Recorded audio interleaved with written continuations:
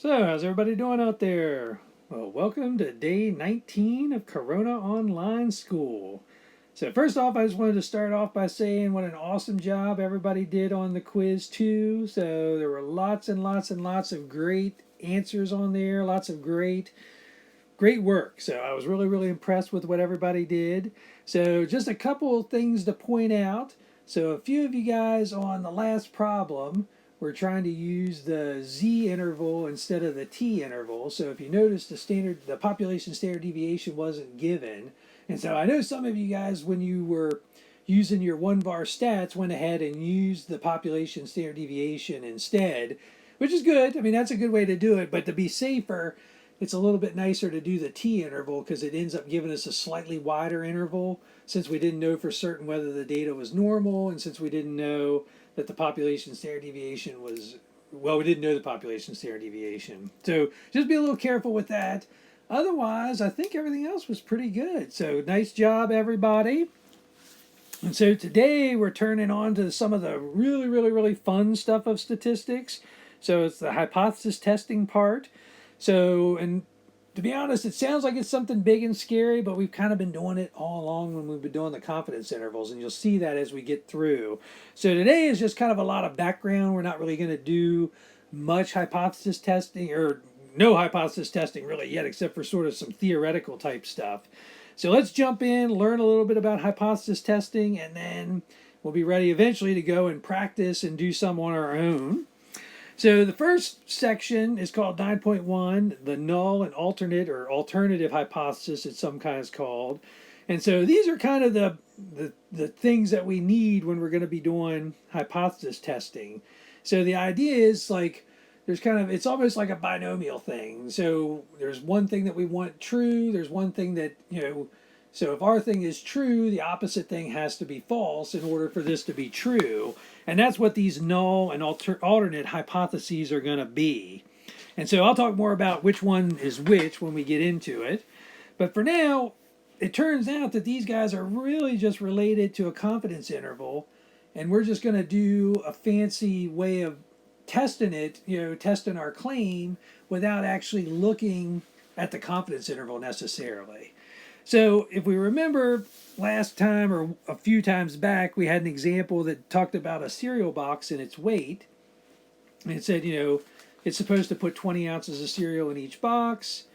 A simple random sample of 6 boxes found to contain a sample mean of 20.25 ounces. It's known from past experience that fill weights are normally distributed with a standard deviation of 0.2 ounces. Construct the 92% confidence interval. And so we did this a while ago, and we saw that the confidence interval was between 20.12 and 20.38. And so the goal is, where we want to go with hypothesis testing is we're basically trying to make a claim about this 20 ounces of cereal, and we're trying to guarantee, does every box have at least 20 ounces of cereal in it, is really the idea. So with the confidence interval that we got, it's pretty easy to make the claim that yes, you're definitely going to get at least 20 ounces, because even on the low end, you're getting 20.12, which is over 20 ounces, which is kind of the nice thing that we can make that conclusion. And so that's what this sentence basically says. Since our interval is completely bigger than 20 ounces, then we know for certain that you're basically guaranteed, with 92% certainty to get 20 ounces of cereal or more in this case. But what happens if we would have gotten an interval that looked like this one, 19.88 to 20.56? And if you remember, we encountered one of these on the test also. Like the Mars company was asking you, we're guaranteed to get 20% of orange M&Ms. And so I pretty much gave everybody full credit, regardless of what you wrote there, just to see what your opinion was. But really the right answer, because I think it went the whole way down to about 9%, was not really, because our interval was spread so far apart, like it went from 9% up to like 30 some percent. It had about an 11 percentage point swing from one side to the other that we really couldn't guarantee for certain. I think we even did like a 99% confidence interval that we would get, guarantee that people would get 20% of their bag to be orange M&Ms. So, and now be careful, because some of you guys answered that, well, 20%'s in the middle. Well, remember, our middle is based on our point estimate, and our point estimate was around 20.02 or something like that. So that's why 20 was the middle. It wasn't because the claim was 20%, it was because our point estimate was 20%. So to be able to say that you're guaranteed to get 20% bag M&Ms, we'd really want a confidence interval that looked more like this one above, technically, to be able to do that. And so, same thing with this one, the fact that, even though it's close, 19.88, it's still less than 20%. So in this case, we can't really make any kind of claim other than it's somewhere between 19 and 21. I mean, that's really, but we can't narrow it down much more. We can't say with confidence you're going to be guaranteed to get this much or more or anything like that.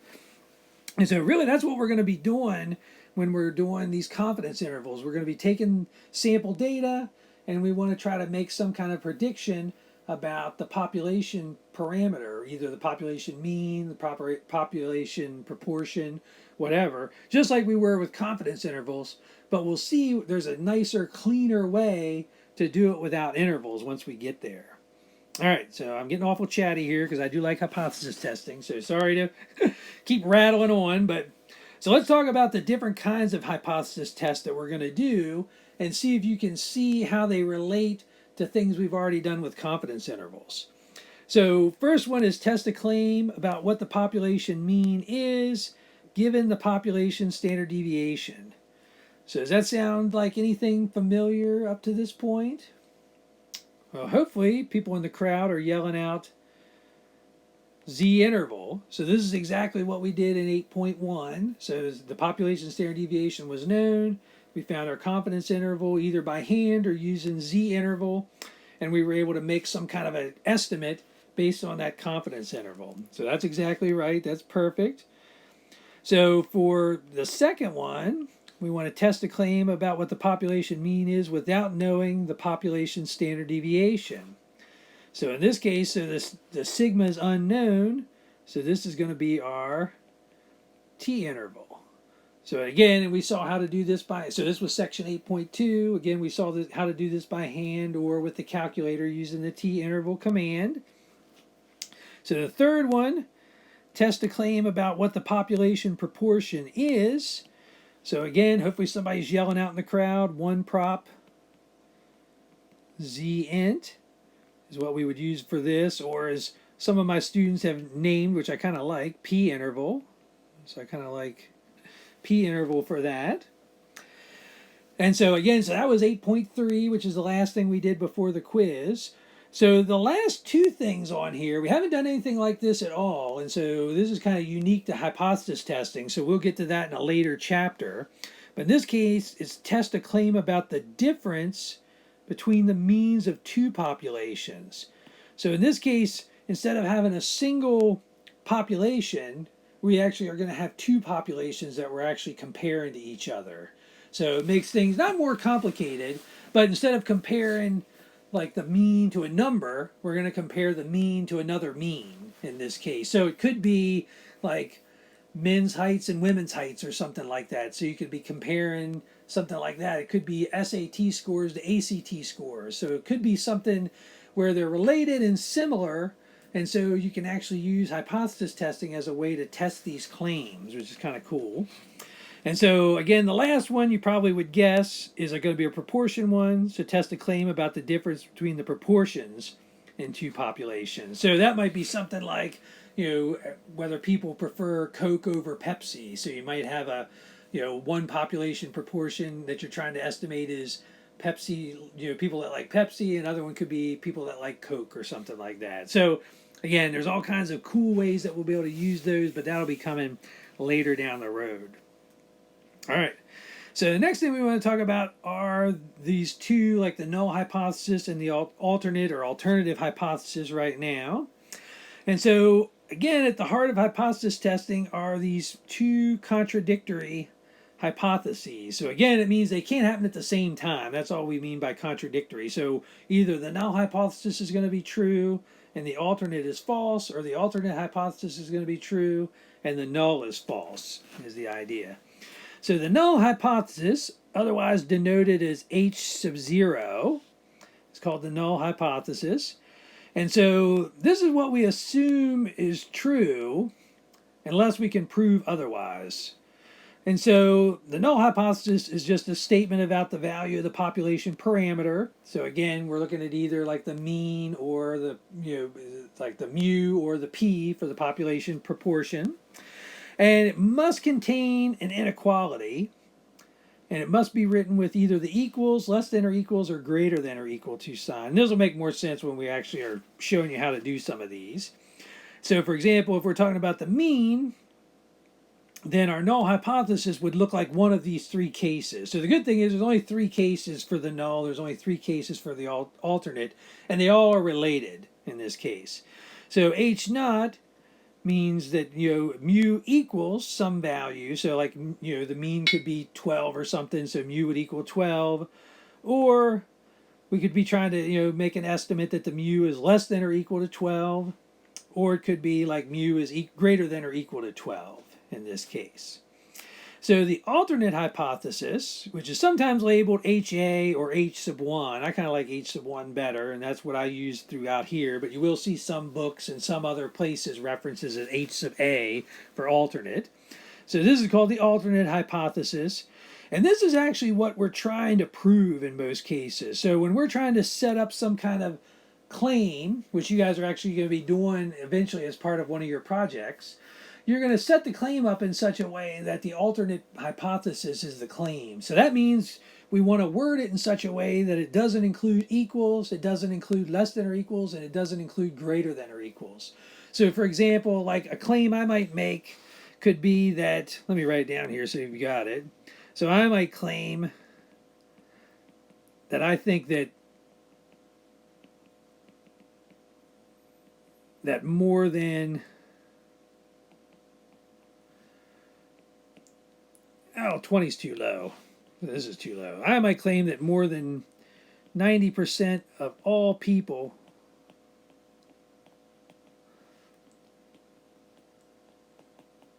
love math.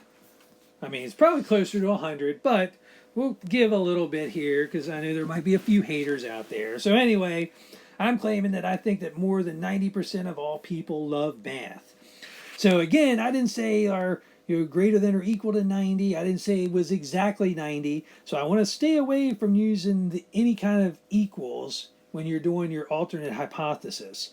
So in this case, my claim would be H1 would be P, because in this case I'm trying to do a population proportion, would be greater than 0.90 in this case. So again, you want to make sure when you're doing these claims you word them a certain way.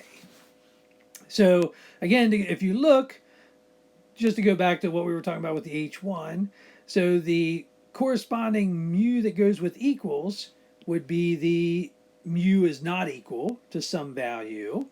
The corresponding mu that goes with less than or equal to would be greater than some value. And the corresponding alternate hypothesis to go with greater than or equal to would be the strictly less than in this case.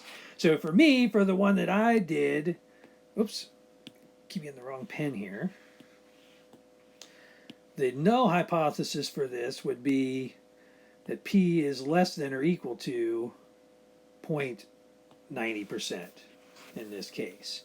So the value is going to stay the same for each one of them. So if I pick, if I come up with 0.90, it's going to be 0.90 in the other one. The only thing that changes is just the inequality.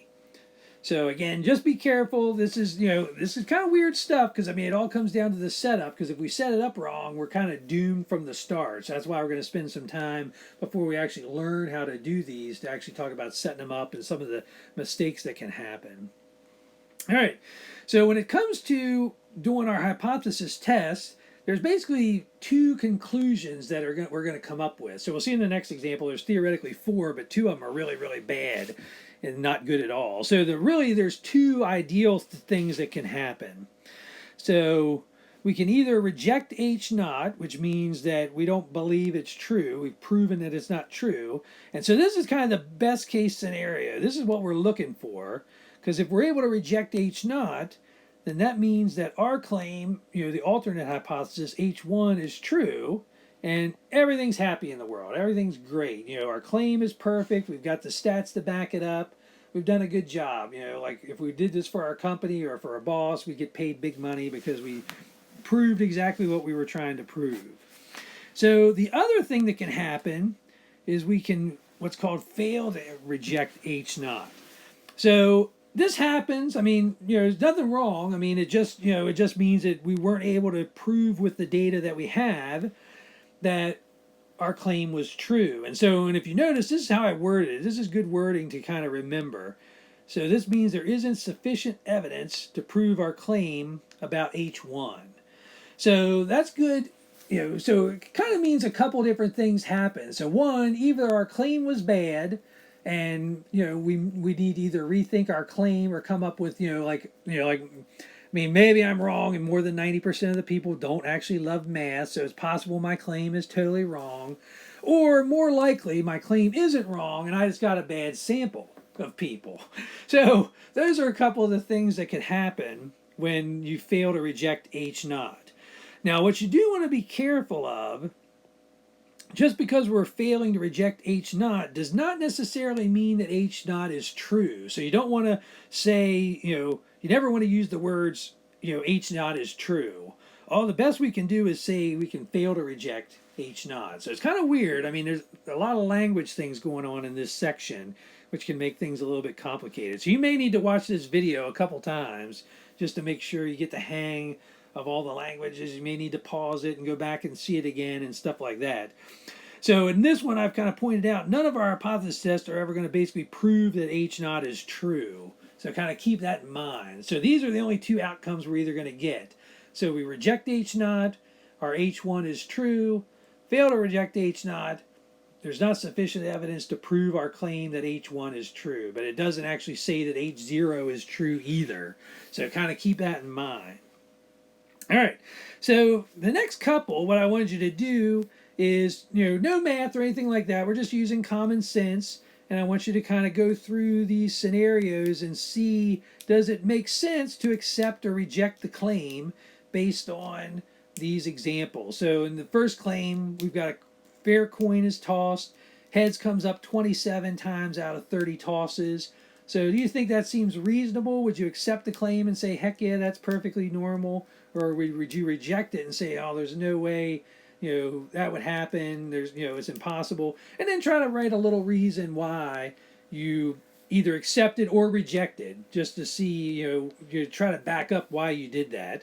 So same thing, practice 2, kind of read that one, do the same thing, kind of come up with a conclusion. So again, still we're not doing any math or anything for the most part yet. And then when you've done that, same thing, I've got a couple other here that I wanted you to first kind of write down what the claim is. So it's basically just a big sentence, so we don't actually know what the claim is. And then again, use common sense to try to come up with what you think you would either accept or reject that claim that you've come up with. So try those couple just to kind of get your feet wet with the idea of hypothesis testing and stuff without actually doing any math.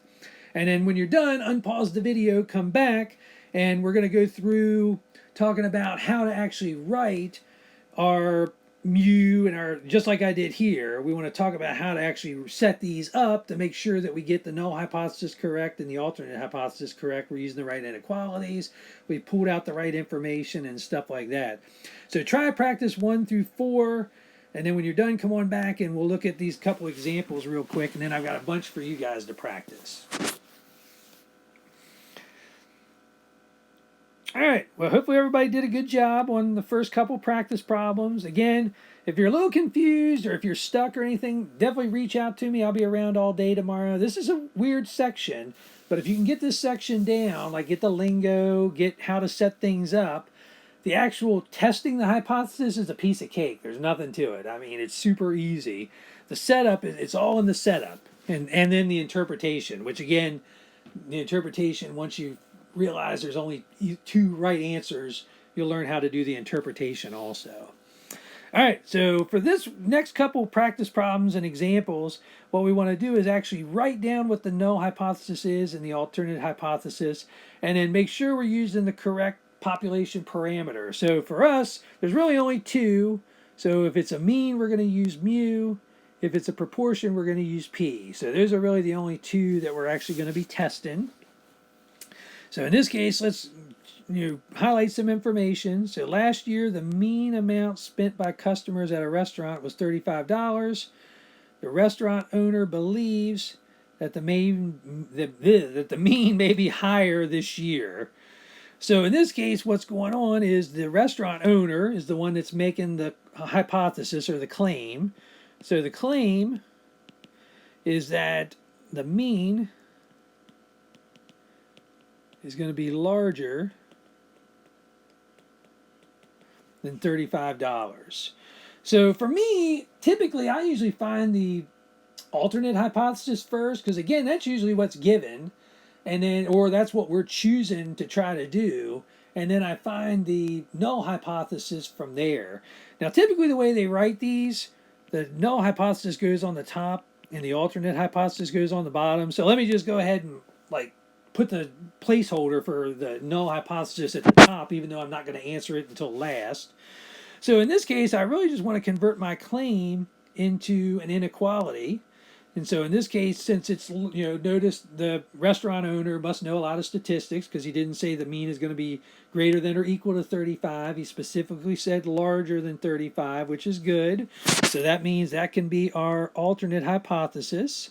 So we're going to get mu is greater than 35. And then remember, the null hypothesis has to be the opposite. It can't occur at the exact same time.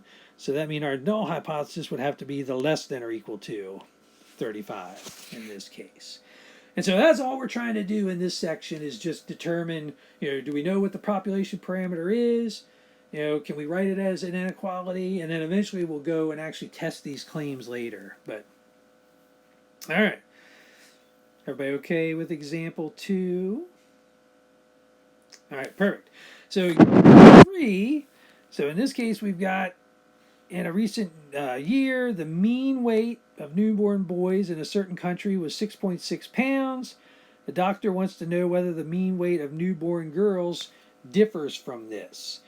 So this is a key word that you're going to see in here, because you probably were asking at home, well, when in the world am I ever going to get the not equal situation? I understand how I'm going to get a less than, I understand how I'm going to get a greater than, but where's the not equals going to come in? Right here. This is when it comes in. So when you see the word differs, the first thing that should creep into your mind is, oh, okay, so this is the not equals situation. Because it is pretty clear, like whether you're going to use less than or greater than. But unless they specifically come out and say the word not equals, which they usually won't do, you're going to see something like that. So differs, or is not the same, or something like that. They're going to use some kind of terminology like that to let us know, oh, okay, this is going to be the not equals situation. So in this case, what we're trying to do is we're trying to test to see whether the mean weight of newborn girls is that much different than the newborn weight for boys. So in this case, we're going to use that 6.6 as our pounds. So our claim is that the mean weight of newborn girls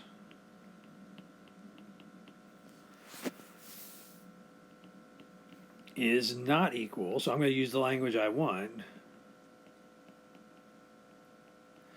6.6 pounds in this case.